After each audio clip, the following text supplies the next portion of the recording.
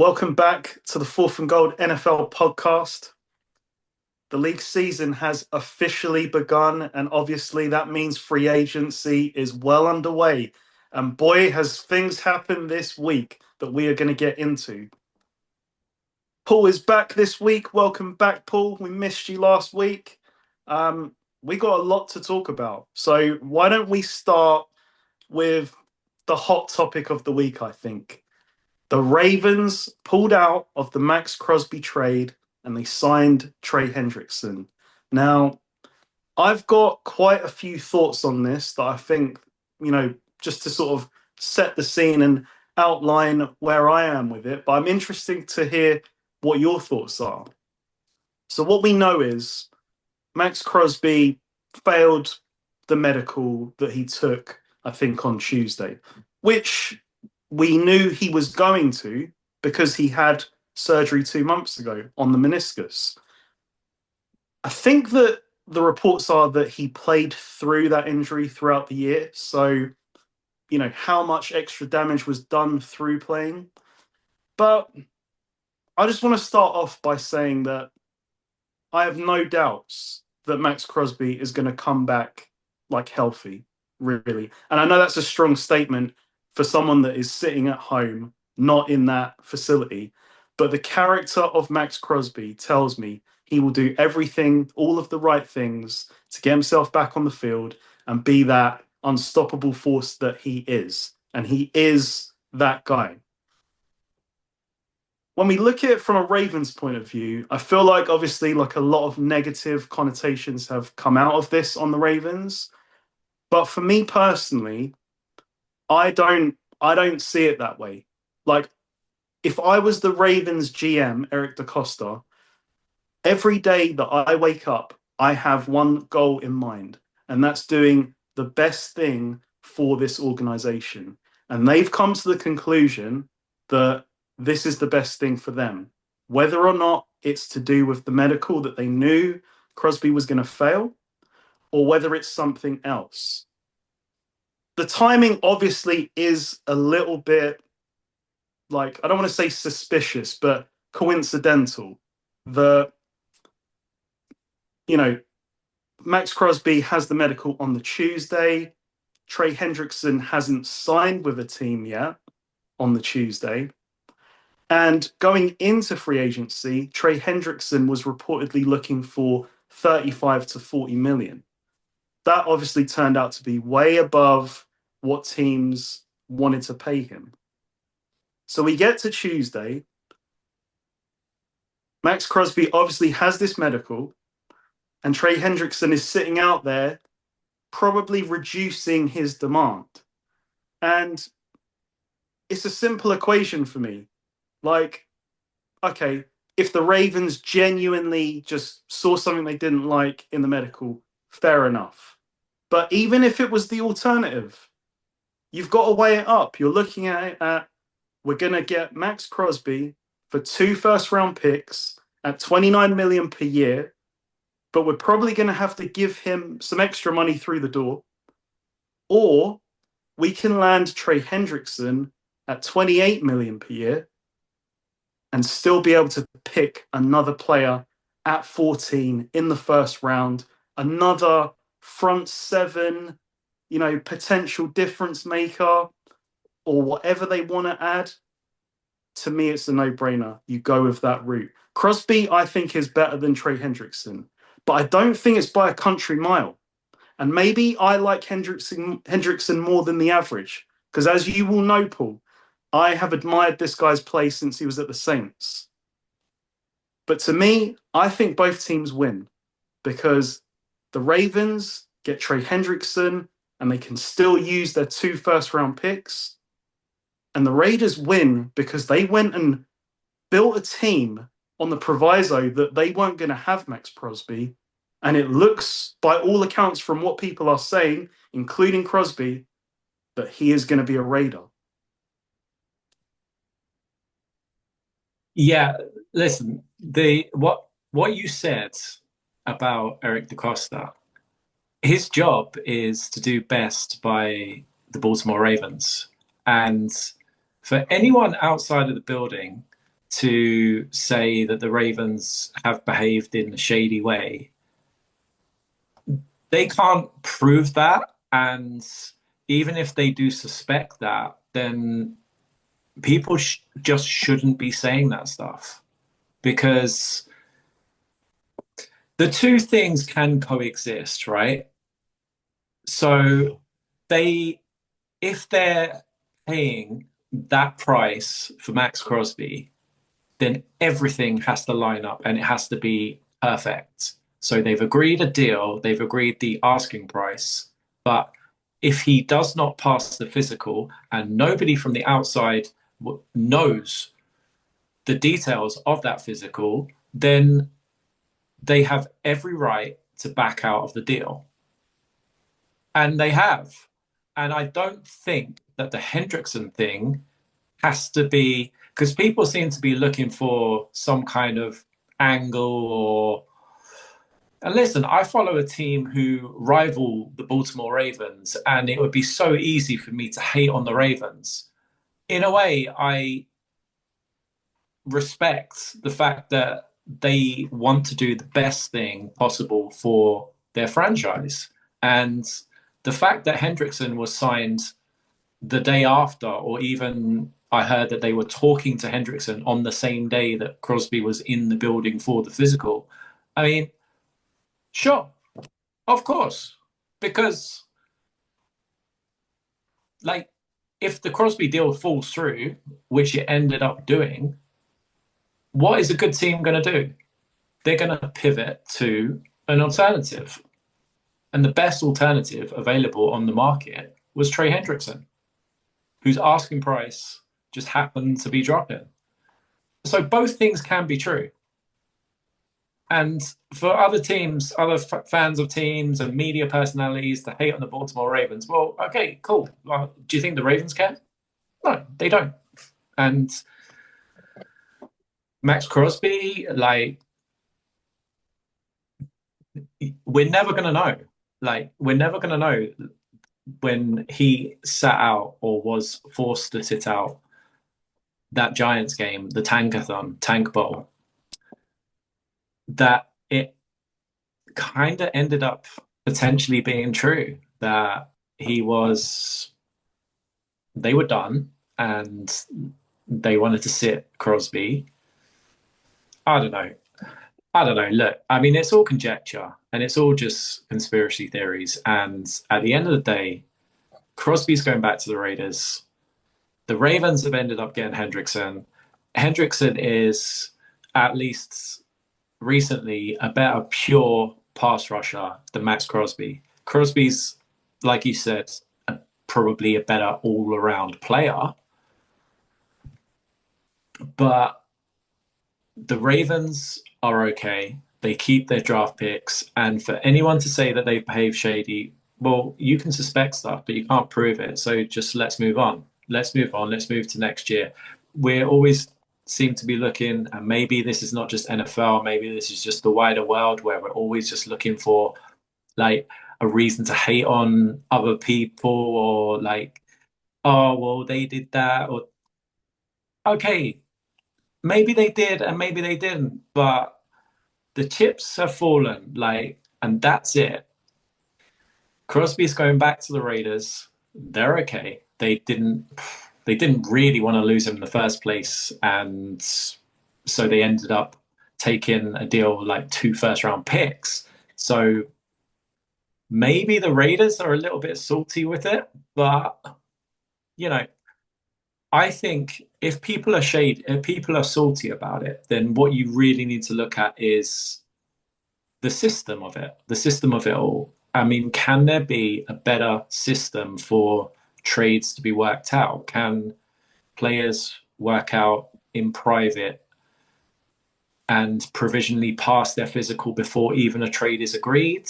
Could that, before, trades agreed, wow, breaking news. And then everyone's already formulated their roster and their plans that, oh, damn, Maxx Crosby's coming to the AFC North. Damn. And then, but the deal can be overturned. Is there a better way? instead of let's hate on the Ravens, let's look at the system. Let's look at, because that was my first thought. Respect to the Ravens because, you know, they will always do the best thing for their team. But what system are we operating? Can something like, can a player be traded? Can you, before you even put a player on the trade block, do they have to have a private independent workout or something like that? I don't know. I'm just looking at the system and going, there's millions of dollars involved. And is the system the best that it can possibly be? Now, with the system the way it is and the timing, you know, you can, yeah, maybe the Ravens, like maybe backed out of it and maybe were a bit tricky about it. Maybe, I don't know. But it happened to coincide with free agency as well. So the Raiders went ahead and spent their cap space, or a big chunk of their cap space, and then they get Crosby back on the books. But it's all a bit clunky just because a player's traded, but then the trade hasn't gone through until they pass the physical. Is that system right? You know? And also, like, it was the Dallas Cowboys team doctor who conducted the physical. Who's he employed by? I don't know. And the guy's got and apparently the guy's got history of being a really tough doctor. And the Ravens, apparently, if you go back, have history of backing out of trades on failed physicals. I mean, we're talking years ago. So I just look at it as, what system are we operating? Before a player is available for trade, can the player be cleared to be tradable? Shall we say, like he is? And because, I don't know, a lot, like, we've gone through free agency, people have put together their rosters, and then, oh, damn, didn't work out. Well, is the system broken? I don't know. The NFL just, I don't know. I'm looking at it like the NFL maybe needs to clean it up. And also, maybe, why is a trade happening, a big trade like that happening, in the week of free agency? Should there be almost a trade block? Either, you know, that's my takeaway, is just, what system are we operating? There's too much money involved for stuff like this to happen. You know, because it wasn't a secret. Crosby had this issue, the meniscus issue. So I don't think either team did anything wrong, or at least we can't prove it. But what system are we actually operating under? It's too much money involved. Too much. I think you're onto something. I think that, so I've got a couple of thoughts on what you said. Like, I like that idea. I think there should be like a week before free agency that you can start trading players. Because, you know, really and truly, free agency starts before trades can be finalized on the Wednesday. So free agency opens Monday effectively. And then, well, I say that no deal is official until Wednesday. So again, it's like you could make a deal on a Monday, team or player, and either side could back out. And I guess my second point would be, we found out about this trade on Friday, right?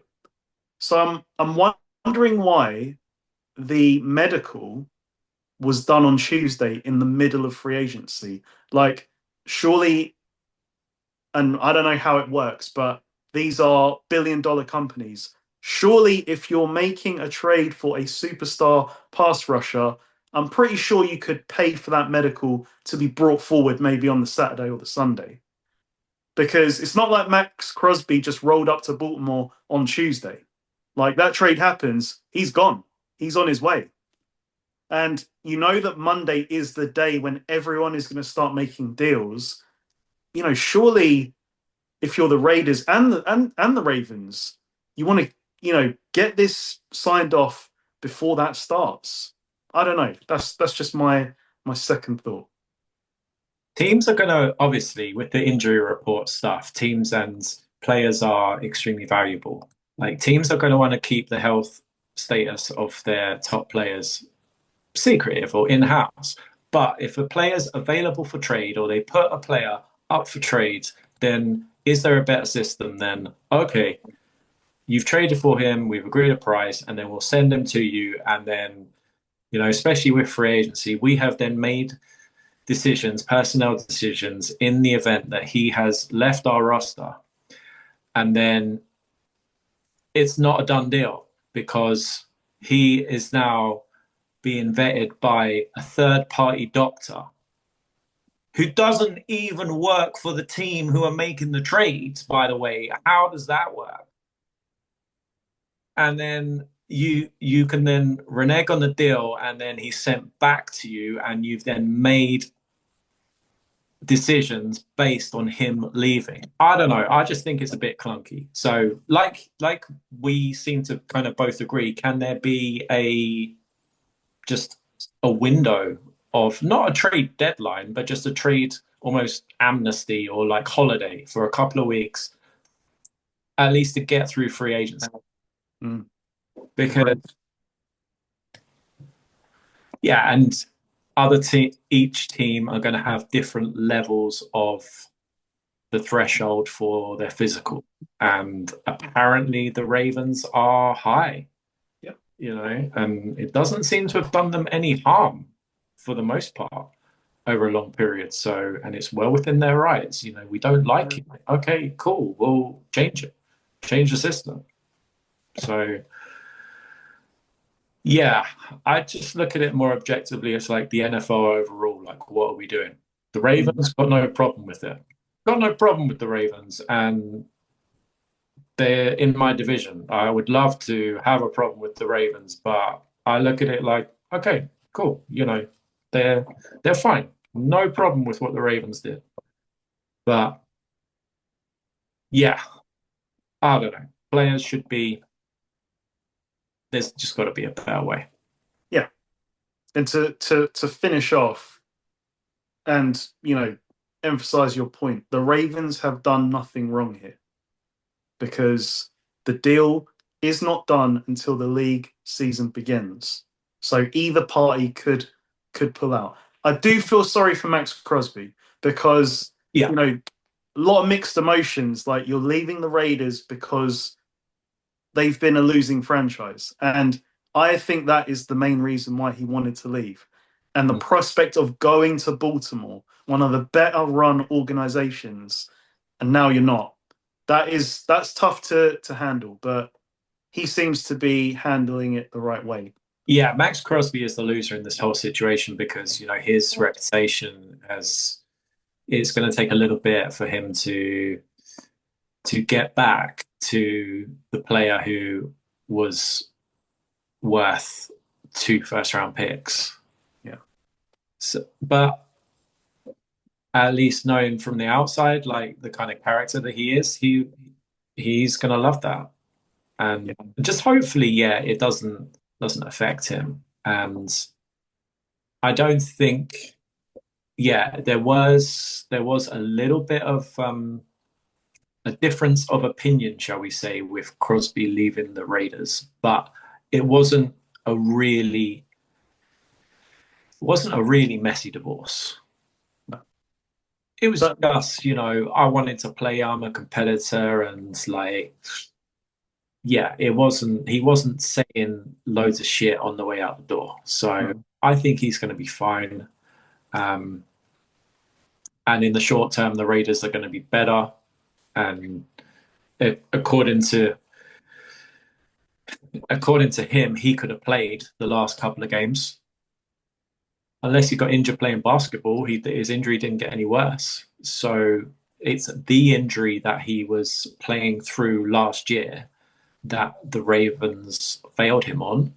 And according to the Raiders' standards, on a losing football team, who were competing for the first overall pick, and he indeed won the first overall pick, he was okay to play. So, according to the Raiders' threshold of health, he should be okay to start the season.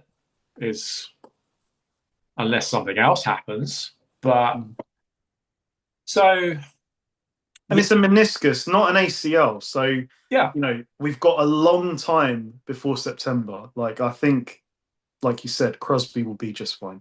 yeah, it'll be just fine. And let's just move on. Yeah. We're just looking for a reason to hate on another team. They're well within the rights. Like, you don't like the system, change it. Yeah. I will definitely be interested to see who the Ravens pick at 14, because if they get it right, it's gonna. I'm thinking, like, go and get another pass rusher, because we don't know how many quarterbacks are going to be taken. We know at least one.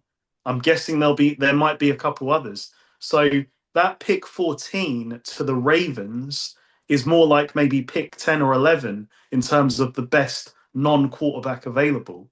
And depending on who else goes, it might go further than that. Maybe if they're looking for an edge rusher, do they get the second or third best edge rusher in the draft? We don't know. Yeah, So they drafted an edge rusher Green last year who didn't have a great rookie season, but then maybe he worked out in year two, yeah, and they I take liked him.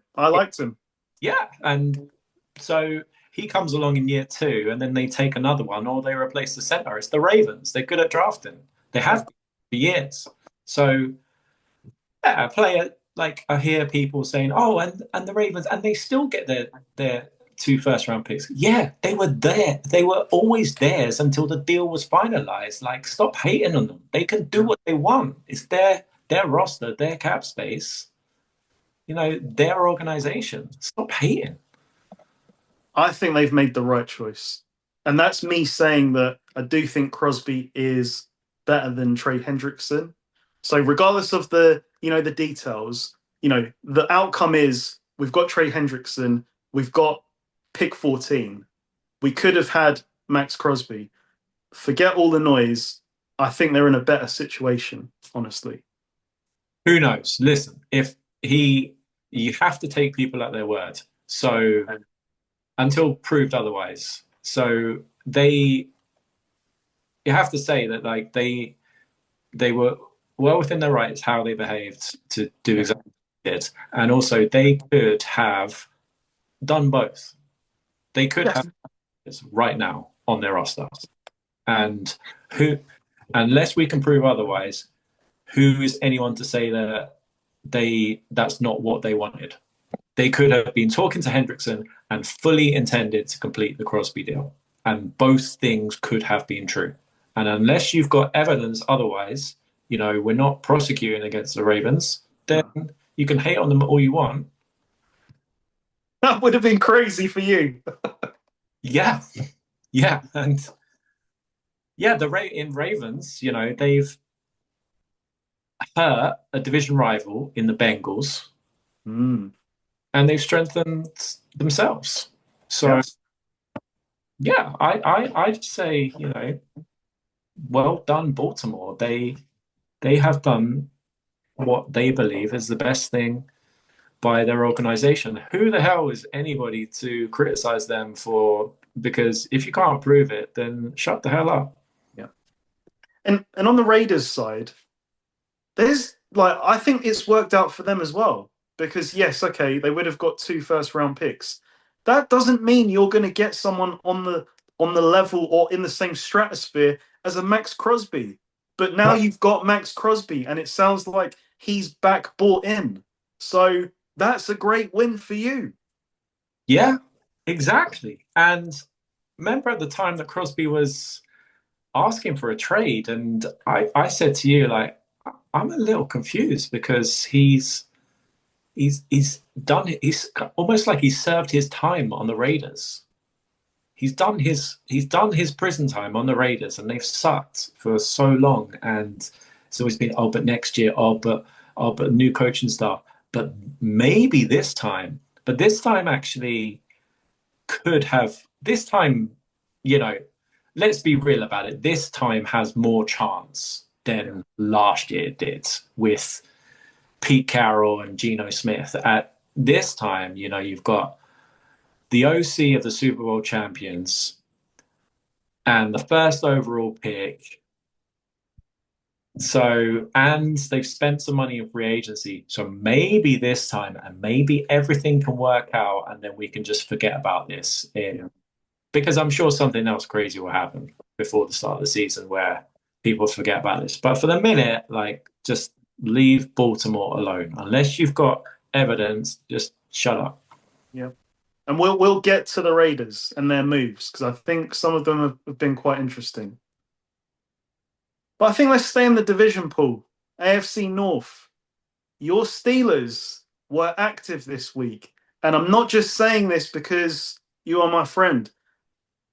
I like what the Steelers did this week. I'm giving them the award for best value in terms of what they've done. What are your thoughts on some of these moves? I know you're going to have. I know that your eyes probably lit up when a certain running back was signed. I want to hear what you think. Yeah, I love the move so far. And obviously, the biggest domino is still to fall who's going to be the quarterback.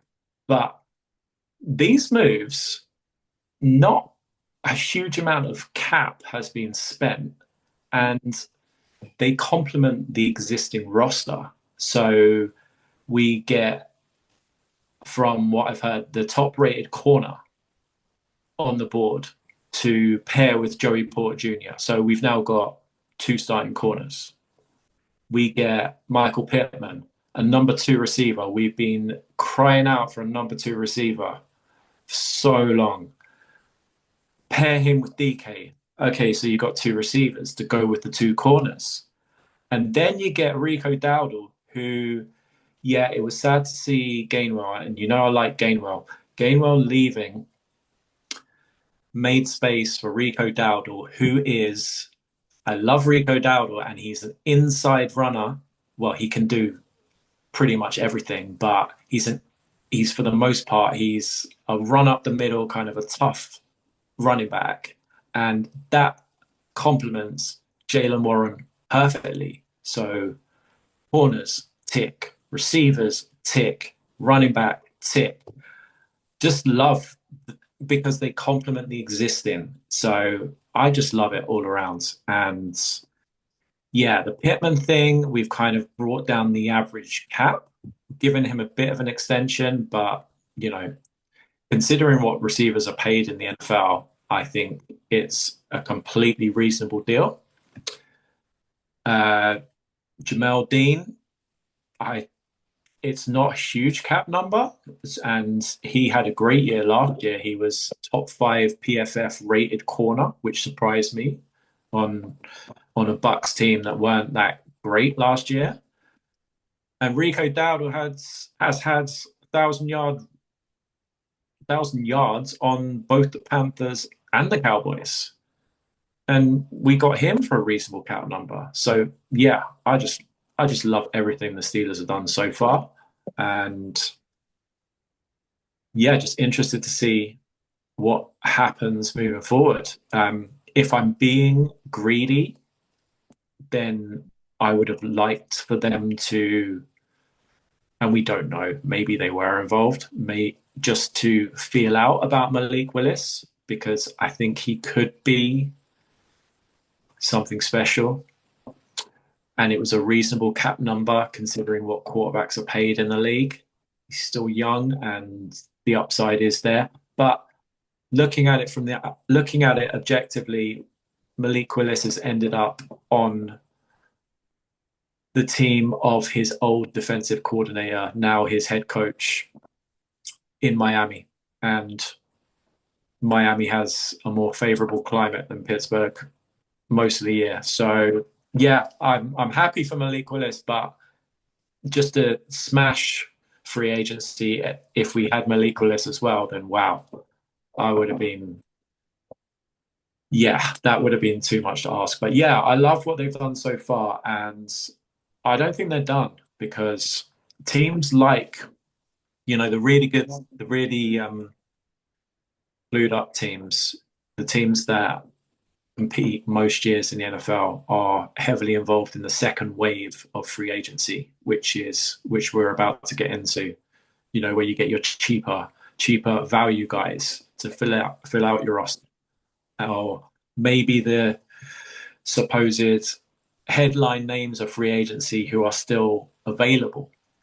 And that's where, you know, your Eagles and back in the day, your Patriots and, you know, like your 49ers come into it, Green Bay come into it, and these teams come into it. You know, historically, the teams that go big in free agency on day one are the teams, you know, your Raiders and your Titans, teams that have sucked. So therefore, they have the cap space. So this is still free agency is by no means done. This is where the really, really good teams kind of come into it. You know, Seattle, Super Bowl champions. Everybody's like, oh, free agent, big losers. They lost this guy. They lost these guys. Yeah, sure, they lost these guys. Watch what they do. And then maybe fast forward to halfway through next year and like, damn, the Seahawks didn't miss a beat. They avoided the Kenneth Walker extension. You know, they replaced the safety, Kobe Bryant, and they got another guy who doesn't miss a beat and he's a lot cheaper. And that's what good teams do. Just year after year after year, just look back through free agent history. So yeah, there are some big winners, but big like cap number winners, you know, with your crazy contracts. But look at the Eagles. I mean, like look at even the Jalen Phillips thing. So the Eagles, like they picked up Jalen Phillips from the Dolphins for nothing, pretty much nothing, and they're gonna get a comp pick back for losing Jalen Phillips, and they paid him hardly anything last year. And then Jalen Phillips wants the big money. The Eagles are like, no, we're good. We're good. We're gonna get a comp pick back from it, and then we're gonna go and pick up somebody else cheaper, or we'll draft someone else cheaper, and then the it might work out for the Panthers, but the Carolina Panthers, who don't have a pedigree of winning, then go and pay the historic cap. Well, not it's not historic cap number, but a It's a big number. yeah, it's not. You know, considering TJ Watt's 40 and Yeah. Miles Garrett's what 41, 42 or something stupid. He's a Micah Parsons is at 46. right. So Jalen Phillips therefore is good value, but he's not those guys. But still, the Eagles are like, no, we're good. We got our value from you for most of last year, and we saw you in our building, and we don't think you're worth that much. We're fine. The Panthers go and pay it, and the Eagles trust their process that they would either pick up someone else at that position and develop him or draft him. And just look back through history at what system and what approach works better. You know, so this free agency is not done, and it's easy to look at the headline names and go, wow, okay, look back in a couple of weeks' time. So don't switch off the free agency just yet. Agreed. I mean, as I was saying to someone earlier in the week, not all day one deals are good deals. You know, we're going to see in a year's time some of these guys who've been signed get released. Like it's fact. That's what happens sometimes. So yeah, I definitely take your point on the Eagles. They've got a proven track record. They will be just fine. With the Steelers, what do you think you're missing then? What would you want to? Who would you want to? What positions are needed? I know quarterback we're going to see probably the inevitable, but what would you want to see? And before you say anything, the moves you've made, so the ones that you called out, Jamal Dean, Pittman Jr., Dowdle, those are like 2 to 3 year deals. So if Rodgers does come back this year, this surely will be his final year. And then we'll see next year who's available. Like I like the team now. But remember last year, you know, person from the outside of the Steelers, I was just like, get that number two receiver, please. And you've done that now. And I think Pittman Jr. is an all-around receiver. Yeah. And you basically benefited from the fact that the Colts decided to give Alec Pierce quite a substantial deal. I think it makes him the ninth highest paid receiver. And you know me, I like that receiver. I don't know if I like him that much. Yeah, I was gonna say, am I missing something on the Alec Pierce thing? Like, I mean, I see him. Is he a receiver that's worth that amount of money, or is he, from what I remember, just like a red zone highlight reel receiver? Because He's a deep threat weapon, right? yeah, But that doesn't make you like an almost 30 million per year receiver. Like, is he T. Higgins? I don't think so. And this is coming from someone who likes Alec Pierce. mm, But I look at Pittman Jr. and I say he can do a bit of everything. Like he's not, I wouldn't say like he's super elite, but he can do a lot. Like he's the perfect complement in a way to what DK does well. yeah, So yeah, they're both big bodies, but Pittman runs yeah, he's a better more route runner than DK out. for sure. Yeah, and he can operate out of the slot, and he does. Yeah, when I look, I've always liked Pittman from afar, so I'm delighted he's on my team now.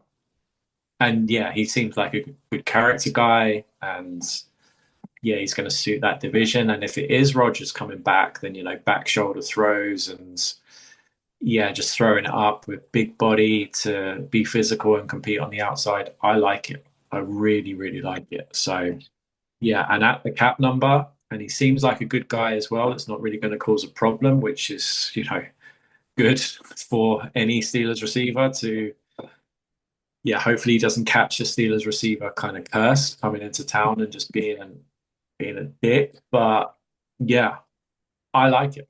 I really do. So yeah, what you were saying with what else would I want? Yeah, there's still a lot. I mean, obviously quarterback. Uh,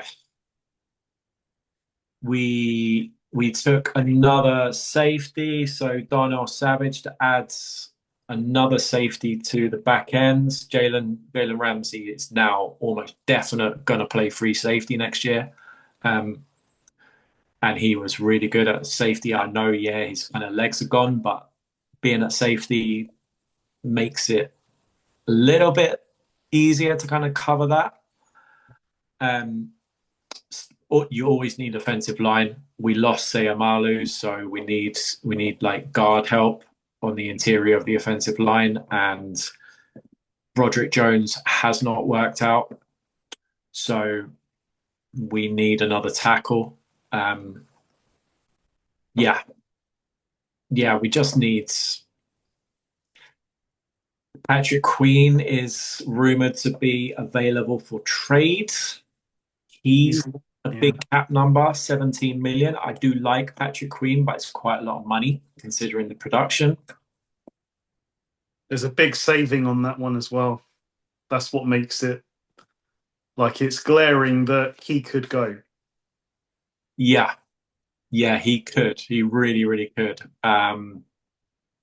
Edge rusher, yeah, we're good, but yeah, we're fine because even if they do make a crazy decision with TJ, then Highsmith and Herbig, we're good, and we'll always be talented enough to draft a replacement pass rusher. Um, yeah, so it's just depth. It's just quarterback, and then still another receiver because Calvin Austin's going to be done. So we need a complement to the big body receivers who need some speed at receiver. That could be in the draft. Yeah, yeah, they're fairly easy to find, and yeah, look, it just all hinges around the quarterback. Offensive line, quarterback. I'd be delighted if we improve the offensive line and sorted out quarterback. Yeah. in good shape. So I thought I would give you my 2 cents on the Niners, who who made a surprising move to me, which was we went out and got 11 1,000 yard receiving yards seasons, Mike Evans. And when you look at the headline and it's like, yeah, it's a 3 year, 60 million deal, or should I say up to 60 million deal, you think, oh, he's up there in age. He's got a bit of an injury history with these hamstring problems. Is that a bad deal? Yeah. But when you get the real details, it's actually a 3 year, 42 million deal. So 14 million per year with escalators if it goes well. Well, if it goes well, great. Let's get Mike Evans his money. Mm. But I don't, if he's healthy, this is a great signing for us, I think, Yeah. because Mike Evans is still that guy when he's healthy. And it's almost fitting in a way that the Niners, of all people, would sign a star receiver with some injury questions. Because it's the Niners, you gotta have some injury questions, right? But we haven't had a receiver like this, like in a while. Someone who legitimately is a mismatch on the outside, who can be basically a bailout catcher.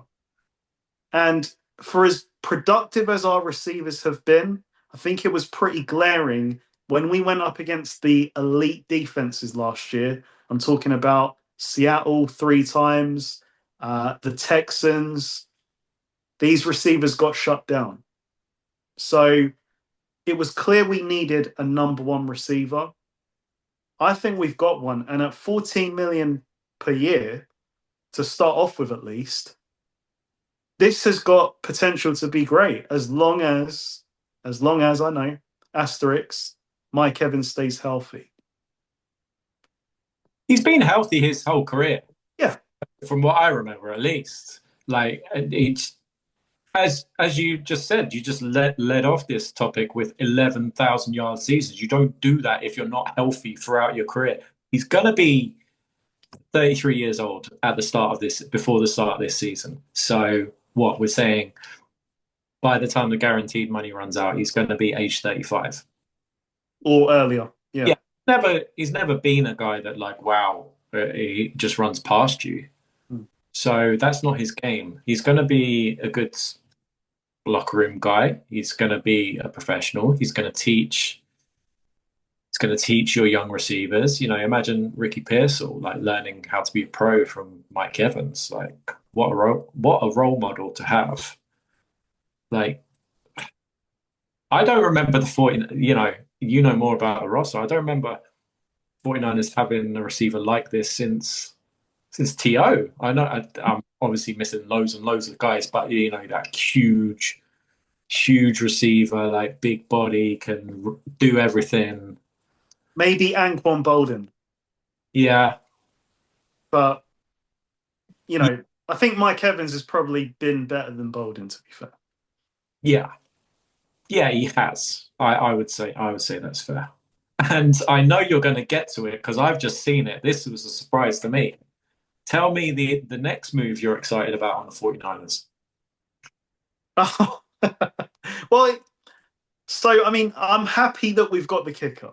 I'm happy we've got No, Pinion. no, I wasn't No? that. No. What am I missing? What am I missing?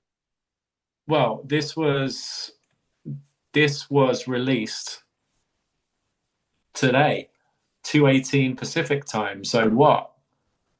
There is a certain linebacker who is coming back to San Francisco, Who is that? who was previously on last year was on the Denver Broncos. No way. Yeah, man. Dre Greenlaw is back. Yep. 1 year, Wow. 7.5. 1 year, 7.5. The Broncos cut him. Yeah, the Broncos cut him, and so I was like, okay, we'll see. He is back. Okay, that's very interesting. Greenlaw, Warner, D. Winters, possibly Eric Kendricks. I like that room. Salah's out of town. Salah's out of town. That's the problem. Well, he might get fired by the Titans by about the trade deadline, so I doubt it. But he'll be back within a couple of years, maybe.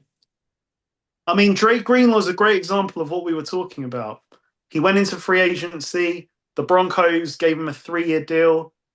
They released him after one, so they're gonna.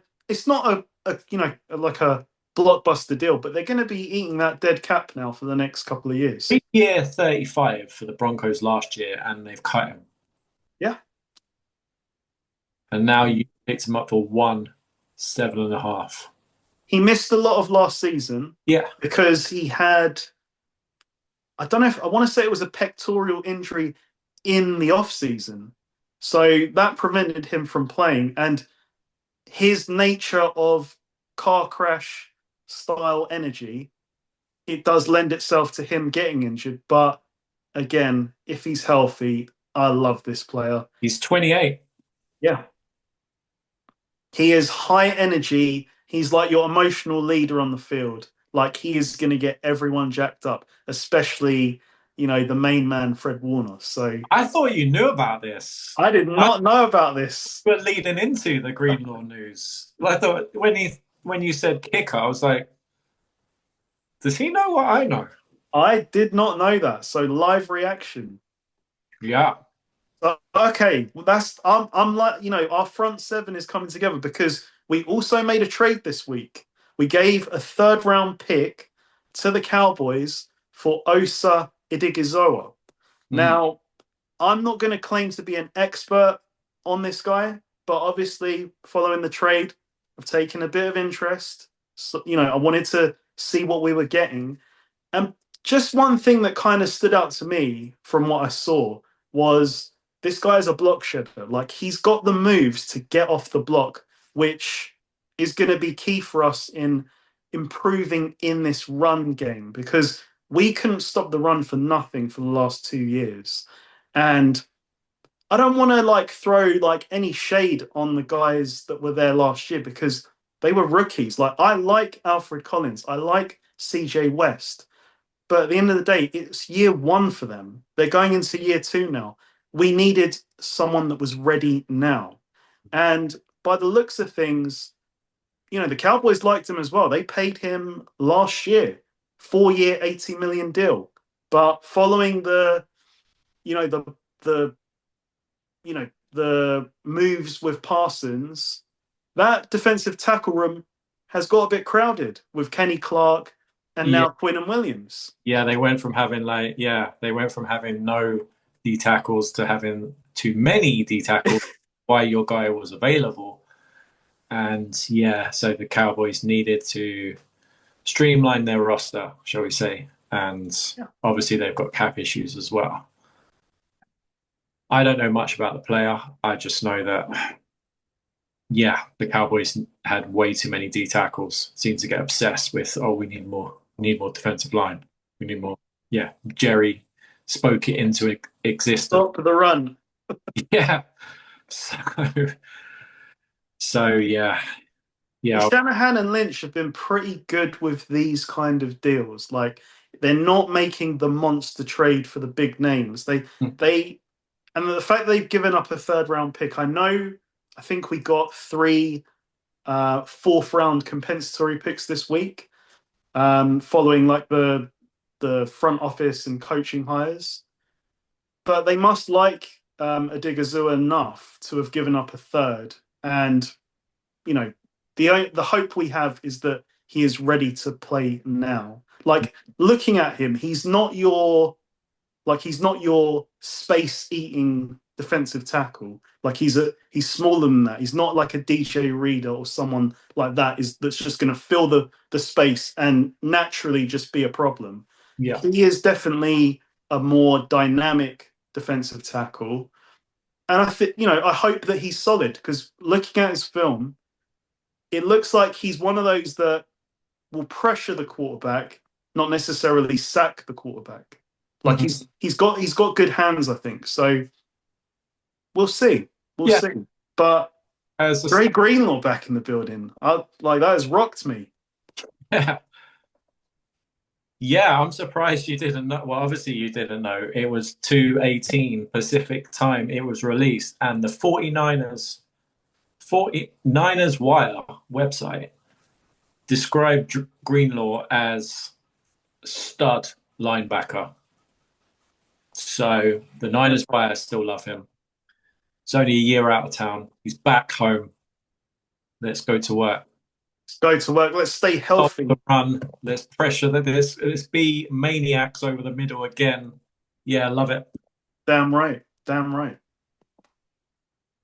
So I mean, when we look at the rest of free agency, like I don't think that this is like a superstar laden class, Yeah, but looking at other things that people have done, like who are the winners of free agency? And the one name that comes straight to my mind is Tyler Linderbaum, who signed a 3-year, $81 million deal. And for that puts him at an average of 27, is it 27 million per year. yeah, That's a 9 million bump on the previous leading paid center, Creed Humphrey of the Chiefs.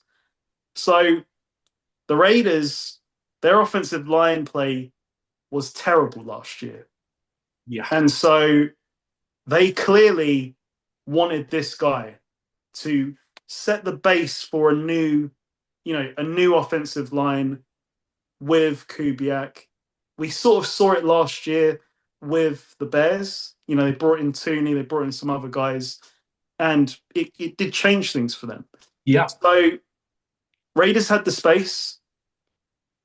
I don't think that teams are going to follow suit with this. I know that, it looks like it's a resetting of the center market. I'll be shocked if that's the way it goes, because mm. that is one hell of a jump. But yeah, for me, the first winner of free agency is definitely Tyler Linderbaum. Yeah. He's 25, so he'll be what 27, 28. He'll be 27 at the time that if he plays well, he's going to want another extension. So he's going to potentially double dip, and yeah, he's been really good. But I don't know. For me, I think it's crazy money for a center. Yeah, And crazy.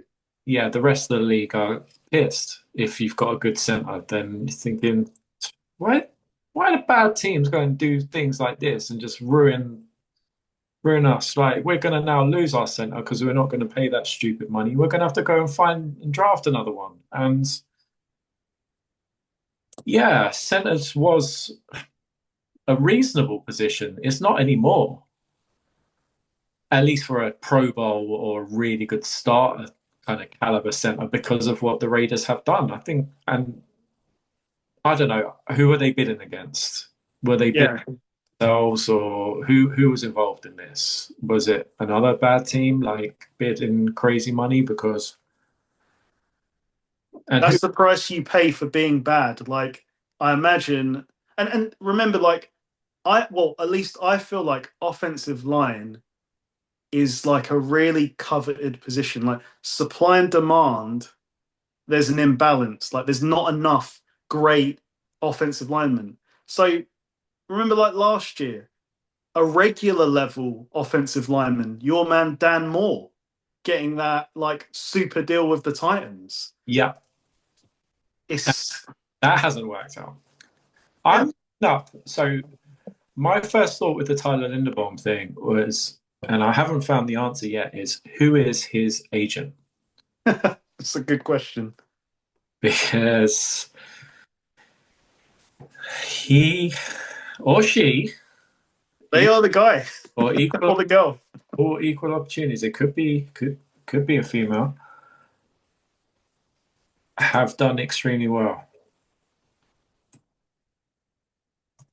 Agent So it says here that he is his Mool- age. I was expecting to see a Mulligan. familiar name, but his agency is NC Sports, and his agent is Neil Cornrich, according to SpotRack. I was expecting to see like that guy who seems to be the agent of everyone. So Yeah, fair the play to them. Parsons Great deal. Jerry Jones has since learnt his name, or the the two that spring to mind are Drew Rosenhaus, That's who I was thinking of. Yeah. yeah, or Mulageta. I think that's how you Yeah. say the Yeah. agent. But then, yeah, you get some. What's the LeBron one? I because I Oh, know, Clutch Sports. yeah, Yeah. Rich Paul. yeah, they've got involved in football as well, haven't they? Have they really? They Interesting. were involved. I don't know if they're still involved. I think I know that they were involved. I can't remember the players that they had on their books, but I don't know if that's still a thing. But they were involved. So just on the Raiders, like if you look at who they've signed, Yeah, there's no like superstars, should we say? But yeah, it looks like a list of players that can at least play. yeah, So they got Jalen Naylor, the yeah. Vikings' third receiver. He gets a chance to be a number two. He's had some big games. Um, Obviously, while thinking they weren't going to have Crosby, they went out and got Kuntz and Quitty Pay. So again, these aren't big names, but they're role players. Yeah, Nakobe Dean is an interesting one. Like he was injured last year, yeah, so like him. it's always that way with the Eagles. Though, is he good or was he just good on the Eagles? Like, Yeah, so we'll see on that. And then yeah, some corners like Teron Johnson from the Bills, Eric Stokes. These are guys that are experienced. So while these aren't blue chip players, should we say, mm, they should improve their roster. And I don't think they've like really. It's the Linderbaum one that was the whoa. We've really like paid big here. Like these are just moves. So when you look at those moves and then you add Crosby in, mm. suddenly their front seven does look different, at least like more competitive. Yeah. I look at them and say that like for except Linderbaum and Naylor, okay, like role player receiver, proved me otherwise until then. Like the other guys are on defense, Yeah. and their defense wasn't good. So, and there's no like, wow, oh my God, they got him on defense, but some role playing guys, and their defense was really bad. So they needed to fill out this roster with, NFL caliber players. They get a corner, they get, and he's okay. Quay Walker, I like from the Packers. Dean, I like from the Eagles. Yeah. Quiddy Pay, yeah, I've always liked him for the Colts. So there's three good players to play. I'll be happy with them on my team. Um, And then you add Crosby. That's what makes it kind of feel like, okay. yeah, and the Linderbaum thing. Yeah, look, if you've got the cap space, okay, yeah, for me, it's crazy money. Anytime you reset the market by that much, it's crazy money. But Mendoza's coming to town, and you want to make him comfortable, and he's going to have his hand up Linderbaum's backside, like on every offensive play. So you want Mendoza to be comfortable. If Mendoza isn't comfortable and Mendoza doesn't play well, then none of this will matter. So And you want to get Genti going. So absolutely, absolutely. So yeah, they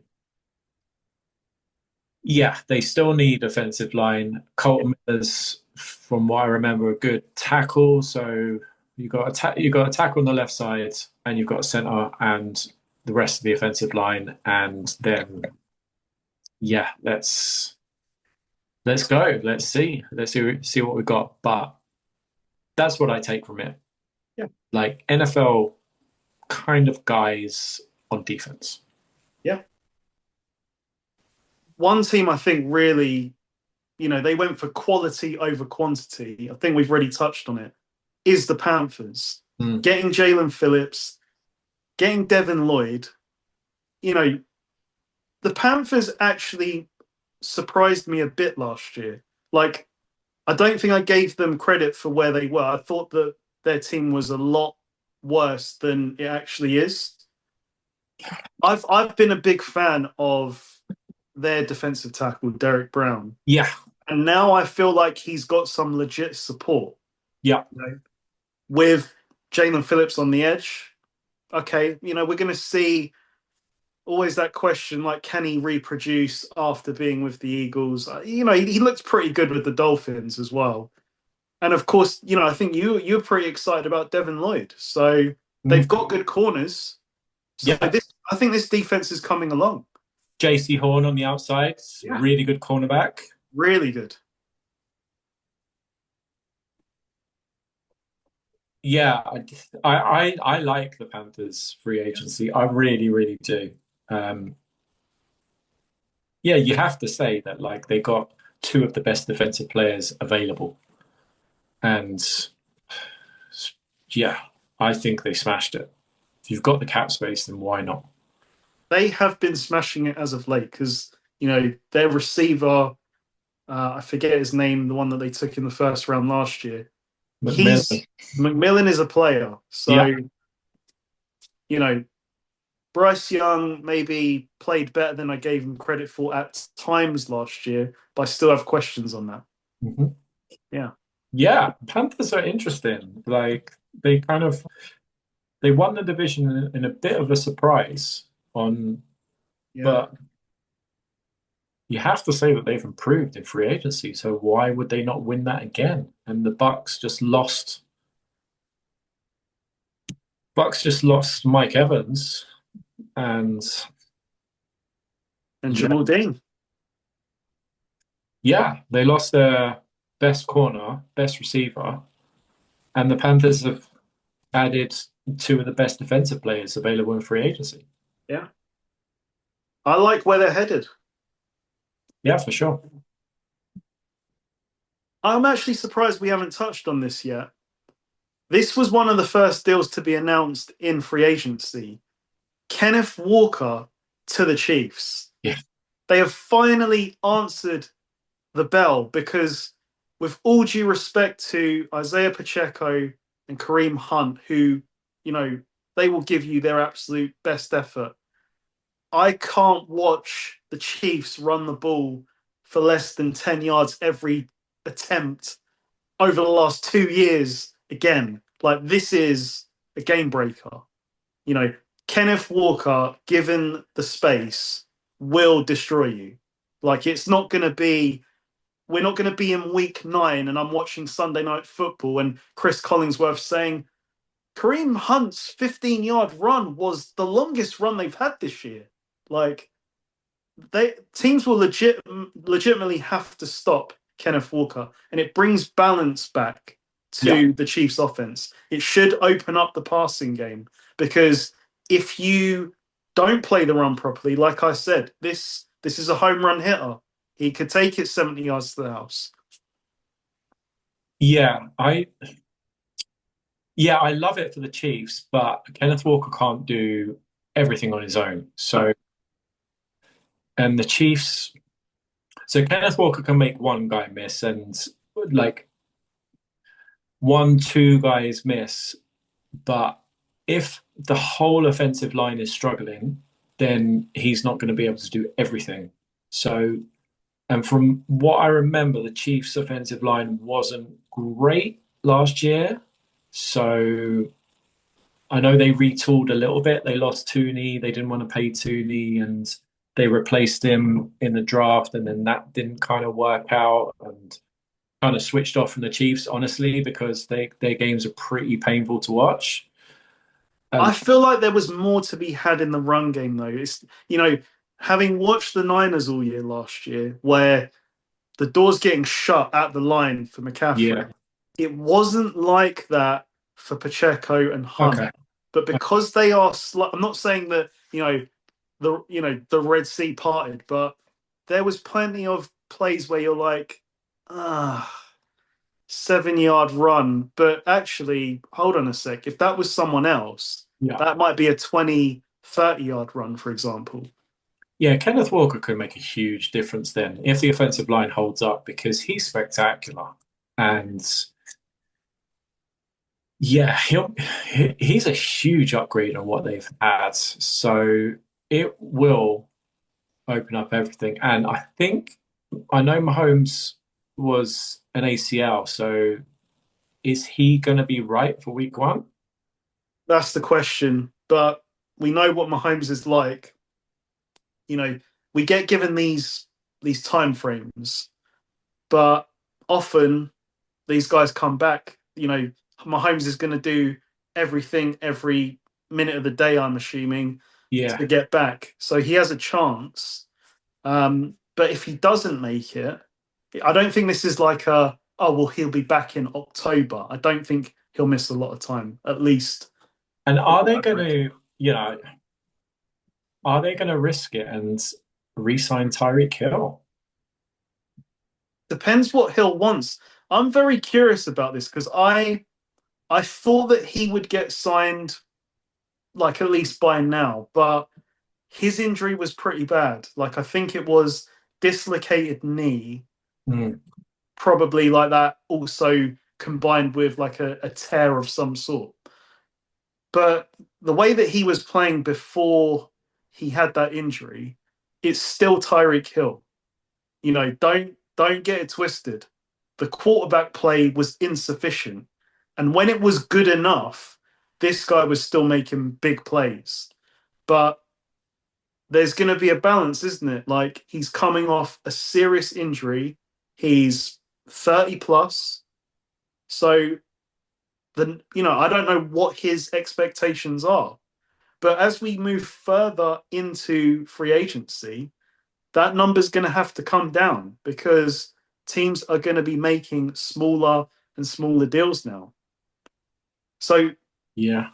you know, I think that door might be opening a bit. Like, I guess what I was a little bit disappointed with the Chiefs though was they've re-signed Kelsey. It's 12 million, so I don't know how much that impacts what they've got because I was under the impression that they had to make a lot of moves just to get under the cap. And so they've signed Kenneth Walker at 15 per year. So that's pretty much King Henry territory. And they've given Kelsey 12 rising to 15. And I just asked the question. I know Kelsey brings know-how. He's a culture setter there. Great. And he can still play. But I just don't see him. Well, the question is he still a $12 million tight end? I don't think teams are going to play him like he is. How much does Kel? I'm going to be sorry. I'm going to do it. I'm going to be cynical. How much does Kelsey generate in revenue, in ratings and revenue for the Kansas City Chiefs? Yeah, 12's nothing, is it? Yeah. So But that doesn't help you build a roster. That's the problem. no, but commercially, it makes sense. Yeah. But if they do have the room, Well, when do teams have to be compliant? oh, they had to be compliant on Wednesday. Oh, So okay. they are compliant. I guess I'm looking at it from the point of view of, well, how much do you have left? And who else can you get? Because this isn't a Chiefs roster to me where I look at it and say, this is a Super Bowl contender. There are gaps, a lot of gaps. So the teams, your Saints and your Cowboys of the world who were over the cap already before the start of the league year. They had to get under. Yeah. So they had to cut, restructure, move money around. Yeah. We don't hear that stuff unless you're really plugged into the team, each team. So the Chiefs have made moves because I believe they were over the cap. They released one of their right tackles. They had two right tackles on Oh, the similar two money. corners, of course. The Two two corners, corners are gone. corners gone. There's a defensive end I'd never heard of, Mike Danner, where Hmm. they made an 8 million saving on him. Yeah. So and they restructured Mahomes, which opened up like 35 million. So that was obviously a big one. Yeah, that helps. And yeah, the two corners. So the two corners are going to be how on earth are they going to replace your two starting corners? So they're taking because yeah, that's a big gamble. I know they're good at drafting secondary players, but wow. We received pushback from one of our viewers last week about this, where I basically said that the McDuffie move was forced because they simply couldn't pay him. and that was their point. Well, the Chiefs don't extend corners because they Draft have a them. history of drafting them, which is a Yeah, fair point. yeah, But when you look at their team, I'm like, McDuffie was a really good player. So you don't have the same setup you've got. And yeah, they could go and just draft someone else. They've done it with Charvarius Ward, with McDuffie. yeah, They've got a history of Snead. They've got a yeah, history of this. yeah. But Yeah. Like you said, they've got history, so they get the value. So they take them in the first rounds, or they draft them high. They trust their process that like, yeah, we can evaluate secondary players, especially corners, and then right up until the point where we've built up your value.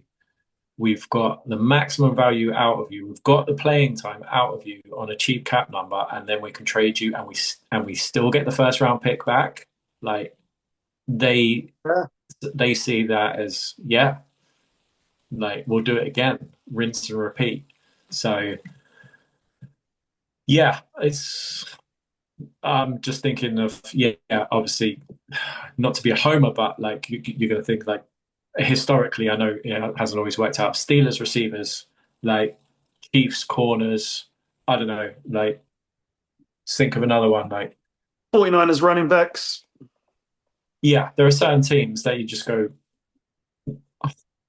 if they've Got the drafted that, sauce. like Yeah. they're gonna be good. They're just gonna be good. What are your thoughts on the Rams then? Because that was a full LA heist of Kansas City corners.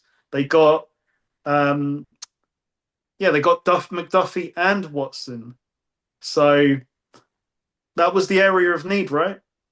Absolutely. And yeah, you could see it towards the end of last year. Well, you could see it for the whole year, really. That like they were playing Forbes, who former first round pick from the Commanders on the outside, who played well, to be fair to him, and like Akelo Witherspoon, who I remember him from his time on the Steelers, and And the he Niners.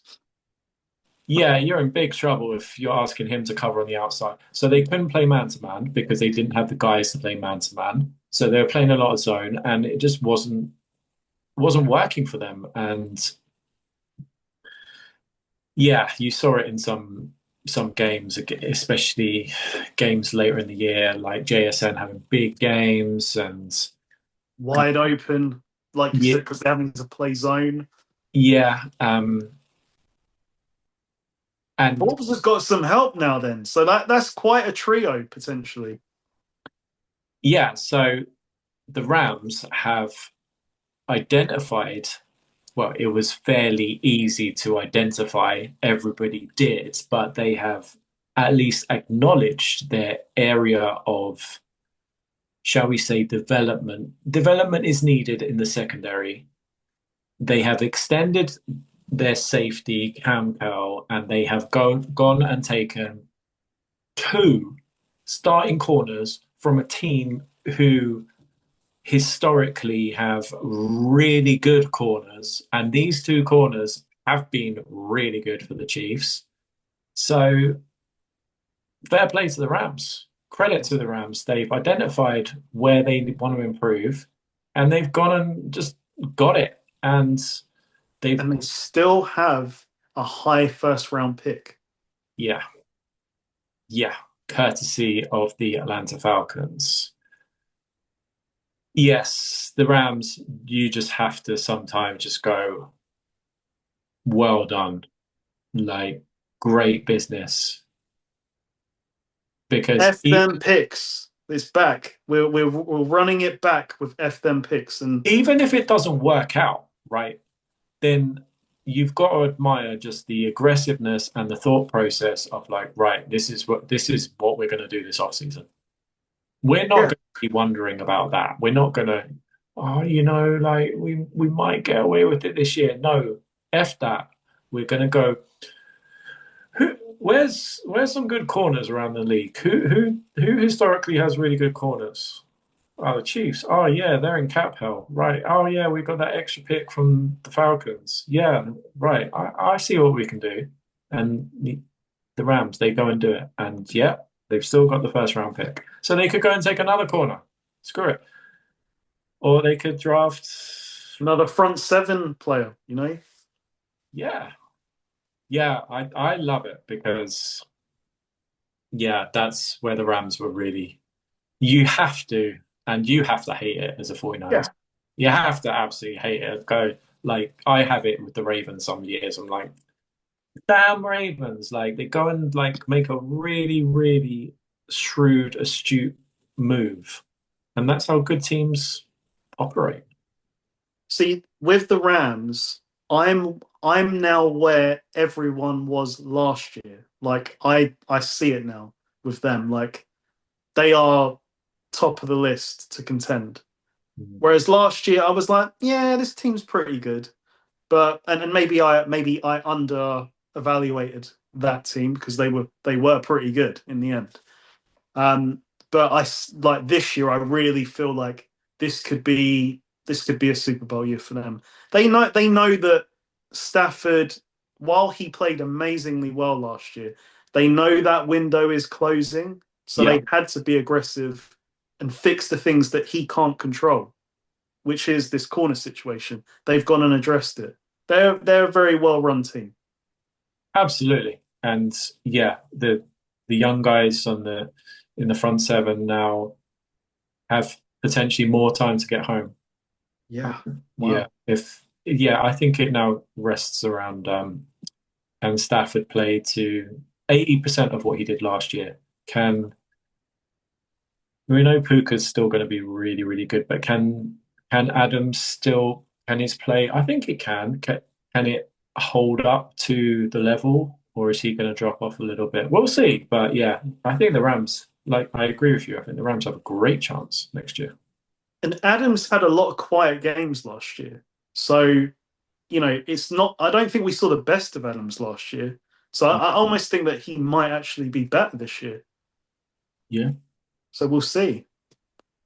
I like their running backs, but I feel like, you know, I want someone with a bit of oomph back there. Like I know that Kyron Williams is like that kind of all around, I can run up the middle, run outside, pass catch. But I feel like, or maybe Corum's that guy. So offensively, they don't need a lot. It really was like address the defensive weaknesses, and I feel like they've gone a long way to doing that. So the draft is kind of like if we really hit on this mid first round pick, you Mm. know, that's only I'm thinking front seven. You know what they're going to do. You can almost predict what they're going to do. If they really don't love the pick, then they're going to trade back and they're going to get more picks. If the yeah, maybe if their guy and they've you're right, they've got the history with this. All of their first round picks outside of one over the last I think 10 years, they've either traded for a player or they've drafted back. Yeah. So that player was Jared Verse that they selected. Yeah, he's pretty good. He's pretty good, right? Yeah. All right. So speaking of the Falcons, they have signed Tua, Mm. and initial reaction from me at least is that's a very friendly situation for him. It's in a dome, suits him down to the ground. It's going to be run heavy, I think, because Yeah. Stefanski is a running game specialist, and who better to have in that backfield than the superstar that is Bijan Robinson? And the weapons are good. Like, Drake London, okay, like, is he a top 10 receiver? No, but he's very good. He He's is, good. he's a Yeah. big body receiver. He's very good. And He really came along from last year, from what I saw at least. And the Tua thing, league minimum. league minimum, no Why brainer. the hell not? Is Tua an upgrade on Penix? I think he probably is. Yeah, probably to be determined.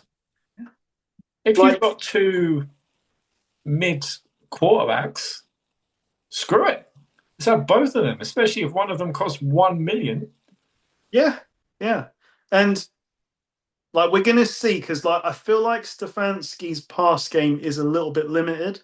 So if that means that Tua is gonna have to ad lib, that's where there's gonna be some limitations. But overall, run game, play action, this could suit Tua down to the ground. And Smaller, left-handed quarterback, so you've not even got to like mess like the receivers know which way like the ball's coming, both being left-handed. Like it's now the right tackle who's critical in pass protection. So you don't even have to worry about that. They're almost, well, similar kind of body quarterbacks. yeah, yeah. Like different, very different players, but at least physically you go, okay, Tua Penix. I think Tua's going to win the starting job. I I, do as well. I Yeah. think it's just a matter of time. And I hope that it works out for Tua. I do. I really do. I think he just was a victim of the Dolphins paying him too much money. Yeah. Yeah. That's So, fair.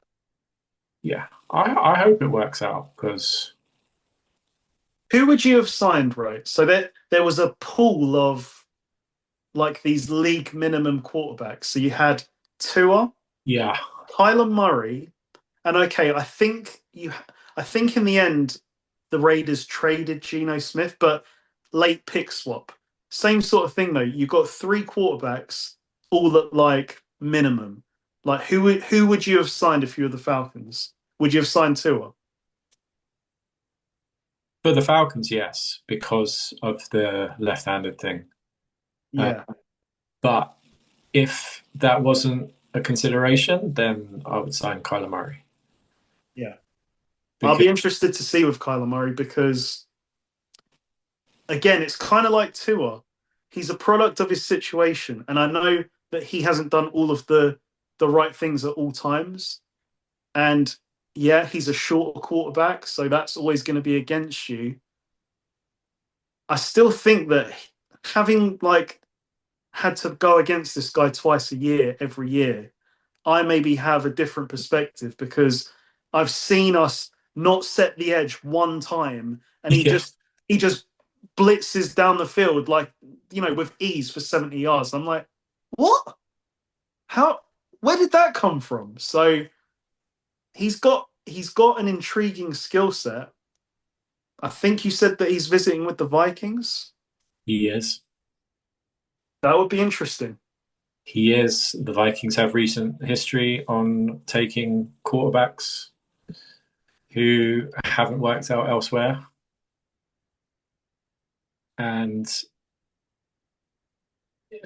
yeah, the Sam Darnold thing, he won what, 14 games in the regular Mhm. season with this Vikings. And for the most part, it's the same, well, it's a lot of the same players. And it's still Flores at DC. So the defense is still going to be, yeah, Flores didn't get hired as a head coach, did he? So he's still the defensive coordinator. Like, yeah, the Vikings won what? They ended the year winning 4 or 5 straight. Yeah, they ended up finishing third in the division. Yeah, the Vikings are still a really, really good team. Like, That was with bad quarterback play. yeah, So, like, if you can get the best out of Kyler Murray, we've seen him at his best, and he is actually a different player. yeah, he's To just really inconsistent. yeah, yeah, Yeah. But then who's been good on playing quarterback for the Arizona Cardinals exactly. since who? Since oh my God, like what? Kurt Carson Palmer. Yeah, yeah, Palmer, yeah, Palmer, Kurt Warner. Like the Cardinals are just a bit of a mess as a franchise. So That's why I'm curious to see Kyler Murray in a different spot yeah, because I'm interested this year. If it does end up, yeah, Kyler Murray on the Vikings and Tua on the Falcons. Like, yeah, these quarterbacks like second time around. yeah, Yeah, I think they've got more. Well, definitely Kyler, but maybe potentially Tua. I think they've got more potential for it to be a really smash hit than say Daniel Jones with the Colts. I'm not as high as on Daniel Jones with the Colts, but I think the only saving grace for the Colts is that they did a 2-year deal. So Hmm. while it was a lot higher than I would have been willing to pay, 44 million is a lot. 44 million. Yeah, 2-year, 88 million deal. How does this guy keep doing it? Seriously. I want How? to, who is Seriously. who is your Like, agent, Daniel Jones? yeah, because the Giants did 40, and yeah, okay, the cap has, and so average salaries have gone up, but the Giants got tremendous heat and obviously had to then move off it. Tremendous heat for giving Daniel Jones the 40 million contract. And I know it was tied to the Saquon Barkley thing, and yeah, he ended up getting the coach fired, but We've been ahead of this. That's the thing. We've seen this movie before. His agency is athletes first. So if you are a quarterback in the world, sign with these guys. They know jeez. how to get it done. Oh, can they But I represent think the me and my saving grace. workplace? Yeah, I, contract extension. I think the saving grace is it's 2 years. So it's Yeah. not like they've mortgaged their complete future. I mean, they did that with the source trade. So they are locked in for these 2 years. Well, what were they even bidding against? Daniel Jones wants this money. No, we don't think you're worth that. We think you're worth X. We Play think him you're. on the tag. They put him on. This was the other funny thing. They put him on the transition tag. I didn't have great knowledge of what this tag was, but effectively it meant that teams could make an offer to him, and if he signed with them, there's no first round picks involved. Yeah. So if they had done the usual, I think it's the non-exclusive tag, Mhm. then any team, making an offer, getting him, would have had to give up those 2 picks. But So who were you bidding against? who are you bidding against? Yeah. Yeah, they were What, so what's the alternative? intent. This is what I don't get. I know I've probably come across as like a Daniel Jones hater, but what's the alternative? Yeah, Is Kirk Cousins that much worse of a worse alternative than Daniel Jones? And you're gonna get now carried away in the like, oh well, as a GM, I'm gonna get fired if this one doesn't work out. Yeah, but it, it doesn't mean that this one is the right one. Like, yeah. yeah, you were 8-2 last year. Yeah, Jonathan Taylor was the best player in the league during that period. Is he going to be that good again? Maybe. But if he's not, if he's 70% of the player he was at the start of last year, then we're going to find out who Daniel Jones is. And I think the Giants found out who Daniel Jones was. I don't know. I I'd just, rather have Kyler Murray at 1 million and use that other 43 million on the roster. yeah, I 44 million for Daniel Jones, and they got he got people fired for a 40 million contract not that long ago, and now he's worth more. I And he's don't. coming off an ACL. Wow. So is he even going to be ready for the start of the season? Because his injury happened, I think, pretty similar timing to Mahomes. I know Mahomes was a bit later, but still, Daniel Jones played into November.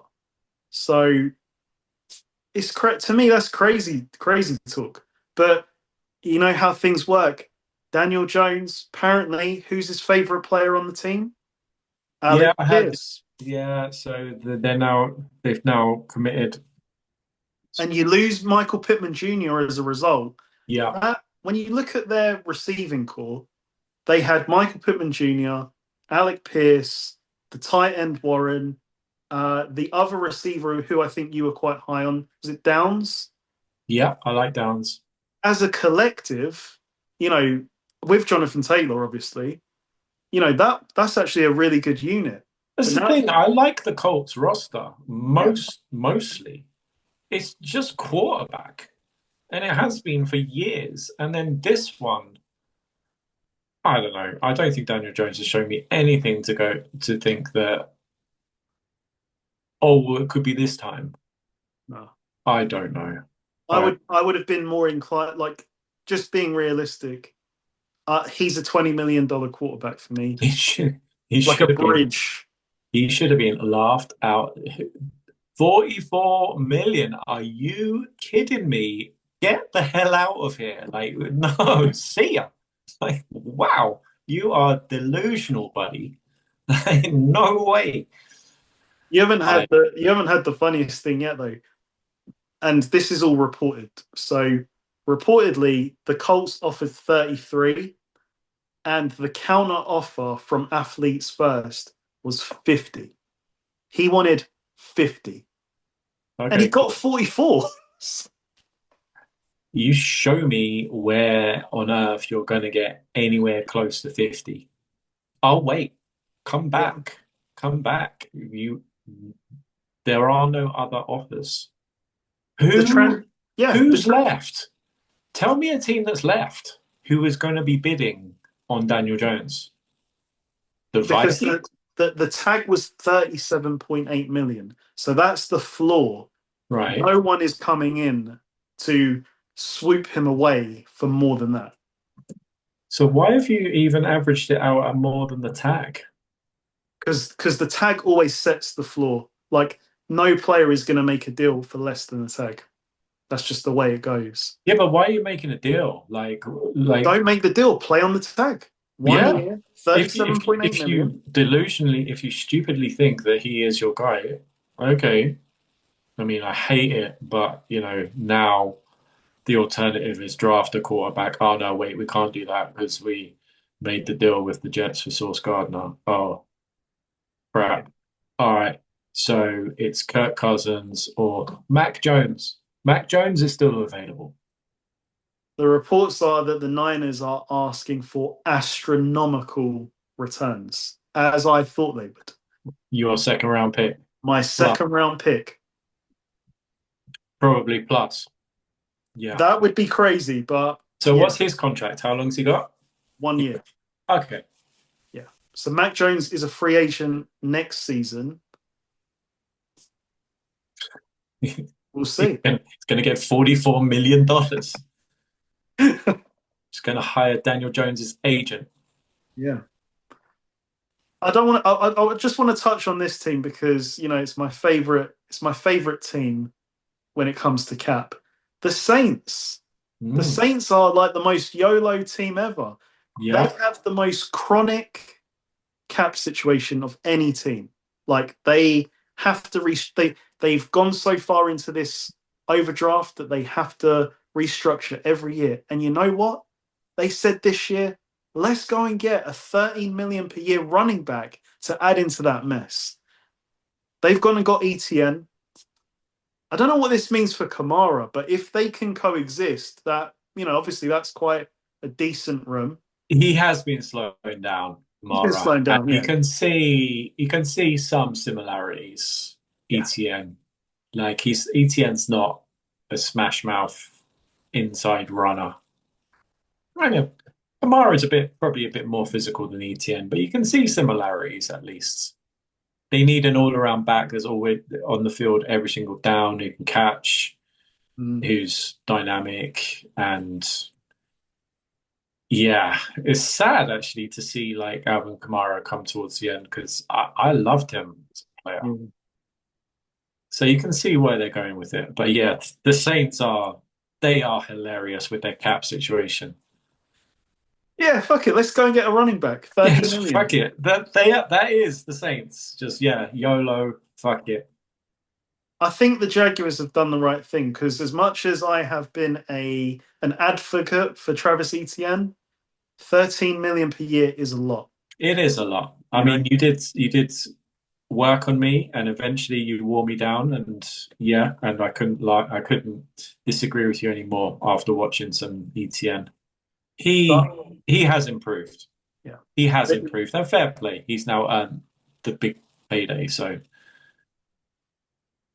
yeah, I think the Jags have yeah, like you said, I think the Jags have made the right decision.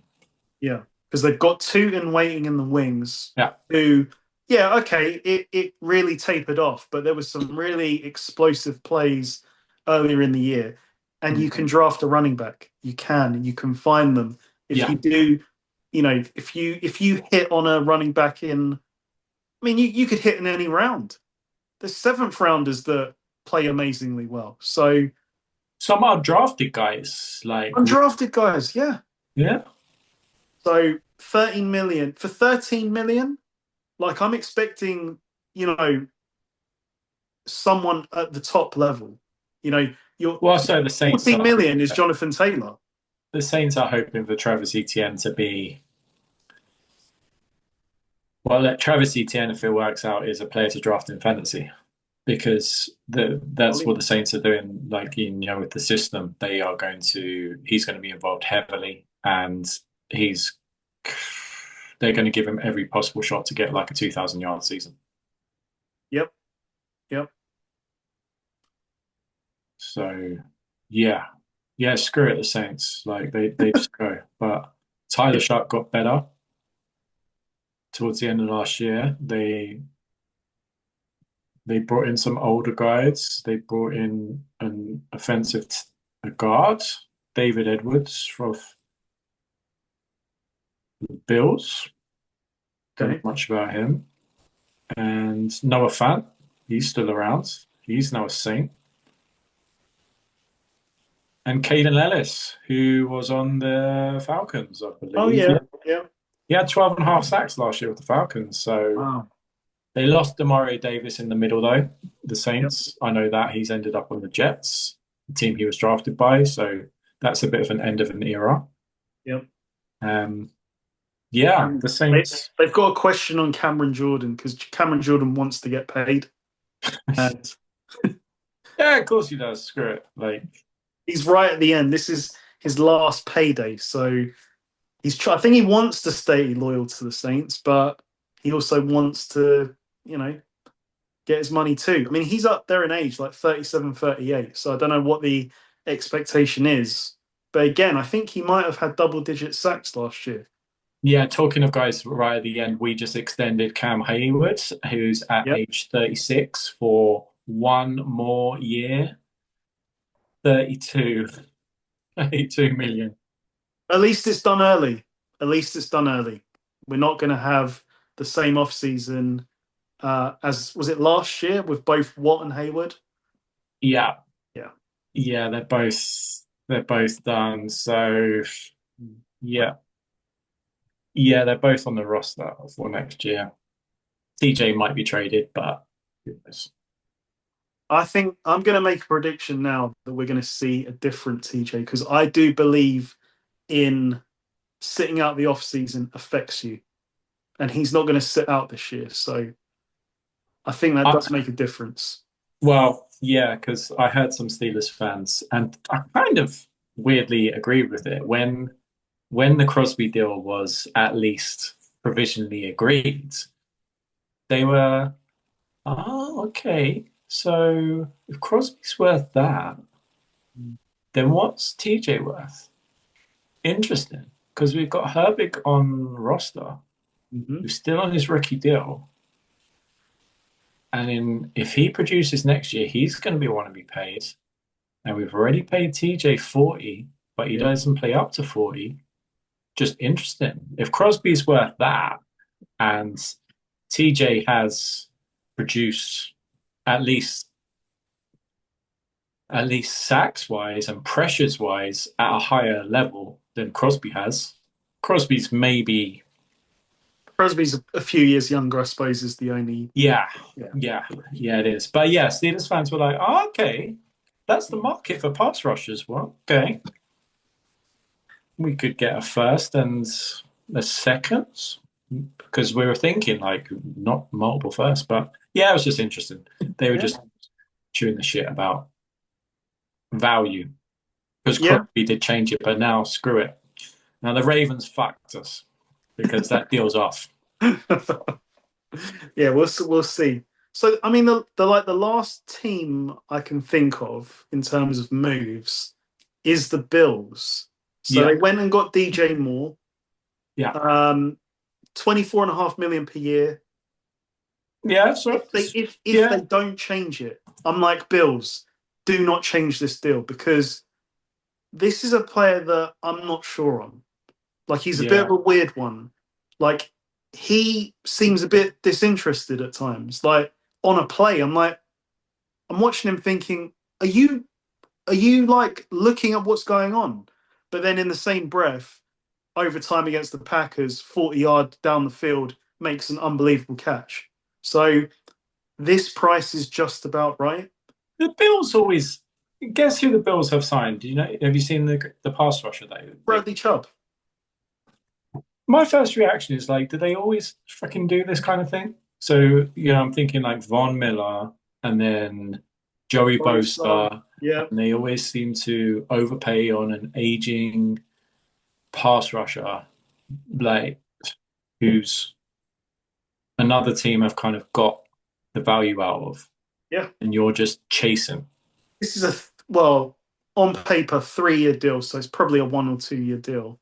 But with Bosa, it was literally like 1 year because they knew that Bosa's got injury issues and, Yeah, to be honest, motor issues. yeah, So but Chubb wasn't getting it done for the Dolphins.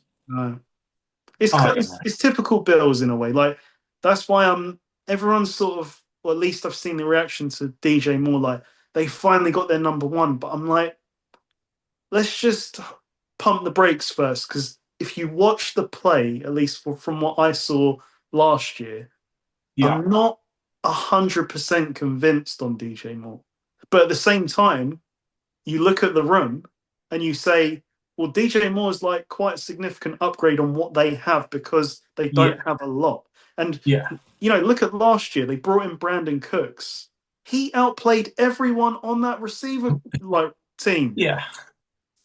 So, if an old Brandon Cooks, and he's a good player. I'm not saying that, oh, what a surprise. No.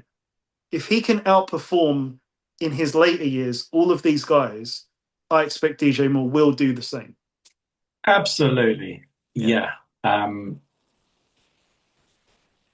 yeah, it's a big upgrade. It Yeah. is a big upgrade. And yeah, I like the trade for the Bills. I do.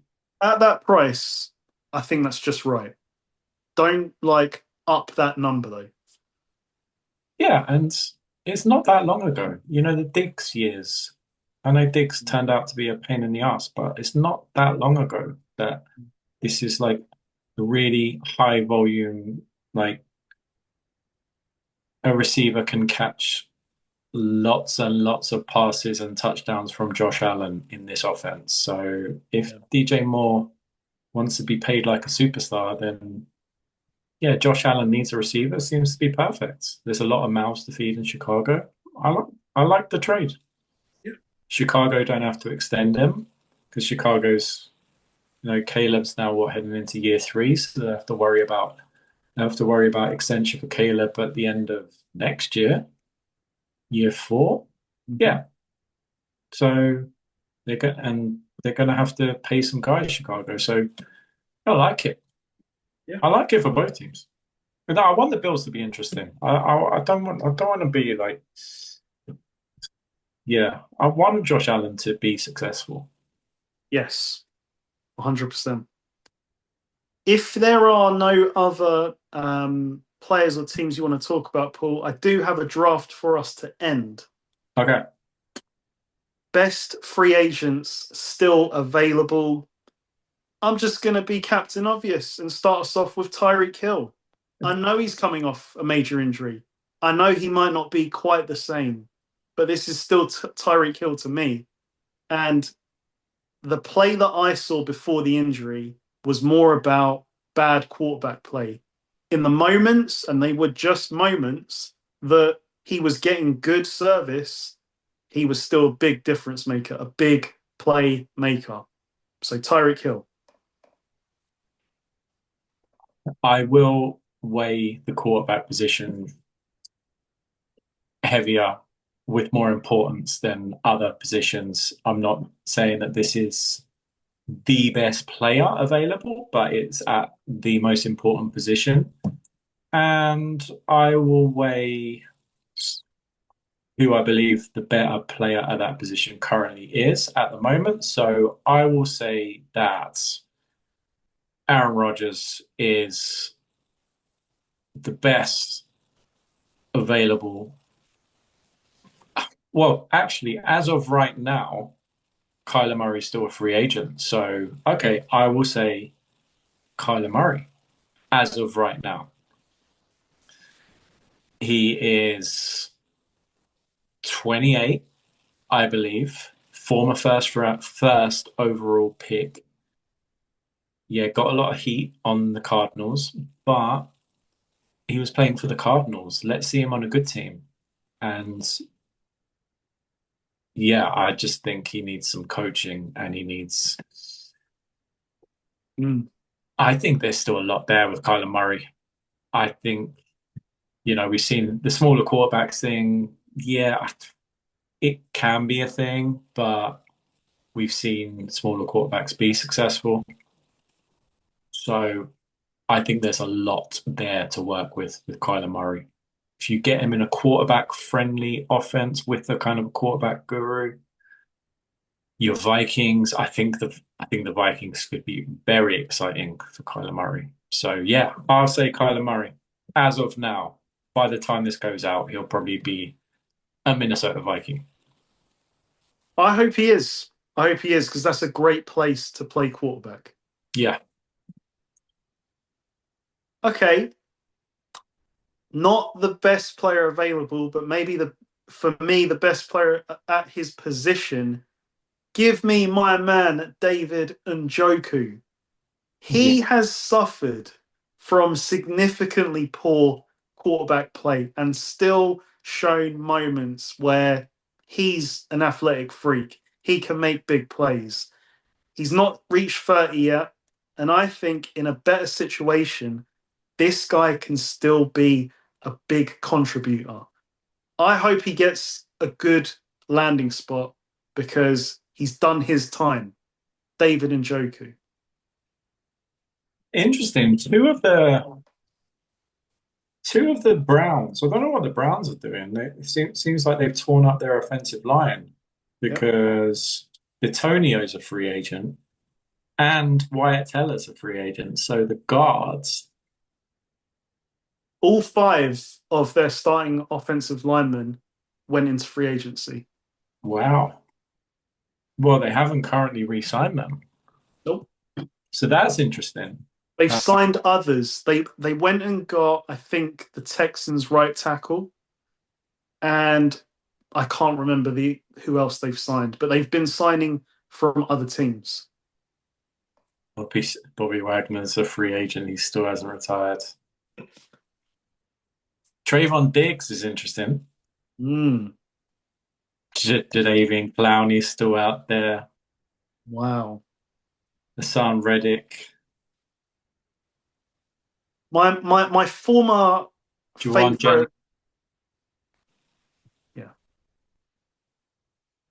I'll go with Rodgers. I'll say he's the second best quarterback currently available. And, this is still a multiple league MVP in his day, like the best quarterback in the NFL, possibly in NFL history. And he's still available. And in moments for the Steelers, he showed last year that his arm is still right there. And yeah, the mobility might not be what it once was, but yeah, in the right situation, I think Aaron Rodgers was not the reason that the Steelers did not win a playoff game last year, and he's not the reason why Mike Tomlin is no longer the Pittsburgh Steelers head coach. So yeah, Aaron Rodgers is still a really good quarterback. I'm glad you said that. I'm really happy for you to say those words. I will reinforce that with chest. The best quarterback in his era, better than another supposed number 12, but that's for another day. I agree. I mean, the only criticism I have of Rodgers is be aggressive. Don't worry about the stats, because you prove that you can still throw lasers downfield. Yeah, Don't get scared by 50-50 balls because they could be interceptions. Play to win. yeah, no check down, dink and dunk. My goodness, just go for it. Just yeah, if he does come back, protect him, be aggressive. You've got a number two receiver. Let's go. Let's go. You've got a running back who could smash it up the middle. So, that maybe the safeties are going to have to like they're going to have to worry as well. And yeah, you've got a receiver now, so the coverage is going to be different on the outsides. Yeah, let's go. What are we being conservative for? Yeah, Like, we're not wasting time. You're not, yeah, you're not young anymore. Let's go. yeah. My final pick, give me Jawan Jennings. Great length, great size. I know that maybe he has some issues separating now, but he can make big plays. You know, you can, high point passes to him, and he will make those special plays that you'd expect from like a true number one. He loves to block in the run game, and he loves a scrap with whoever is guarding him. So he's a great person to have on your team. And I say, Jawan, run it back in the Bay Area if you can. Yeah, I'm surprised he hasn't been picked up. Cam Jordan is currently a free agent. Yep. Wow. He's age 37. Hollywood Brown is still in here. Jonnu Smith. We finally cut Jonnu Smith. Thank fuck for that. Andre Cisco. Becton. There's a lot that's the thing. There's a lot of linemen out there, but Mm. lessons learned maybe from deals they saw last year. I'll do it. I'll complete my set with another quarterback, and I'll take Kirk Cousins. He he did show flashes last year. He's still a decent quarterback. He threw for some touchdowns. Yeah, the thing with Kirk Cousins is that you might have to pay him. He's fairly good in negotiating. But Daniel Jones is getting 44. Then Kirk Cousins is asking for 20 something. He's probably not. He's probably asking for 30 something. Then considering the Jones crazy contract, I think that's a fair deal. But at this point, who are you bidding against? Because there's not that many spots available. Arizona. Yeah, That's what it feels Cardinals. like to me. Yeah, Cardinals, Steelers, and then really who's left? Then you're talking backup jobs. So